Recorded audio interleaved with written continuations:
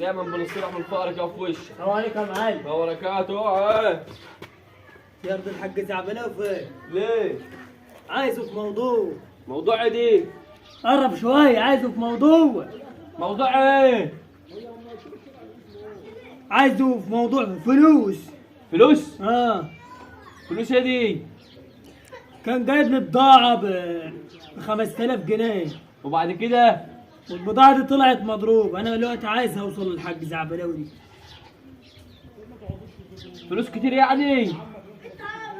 فلوس 5000 جنيه مش كتار في الأيام اللي أنت فيها دي. وانت عايز توصل له؟ عايز أوصل له، أروح له إزاي؟ بص بقى، عشان توصل له آه تسيب هتخش شارع اللي جاي يمين دي. يمين. يمين. هتسيب اول عمارة. وتاني عمارة. تالت عمار. تخش تالت عمارة. دخلت تالت عمار. تسيب اول دور. سيبت أول دور. وتاني دور. تالت دور. هتخش تالت دور. آه تسيب اول شقة. سيبت أول شقة. تاني شقة. تخش تالت شقة. دخلت تالت شقة. هتلاقي دولاب. دخلت الدولاب. سيب اول دولاب. سيبت أول دولاب. وتاني دولاب. تاني دولاب. هتفتح الدولاب التالت. فتحنا الدولاب. هتلاقي مصحف. مصحف.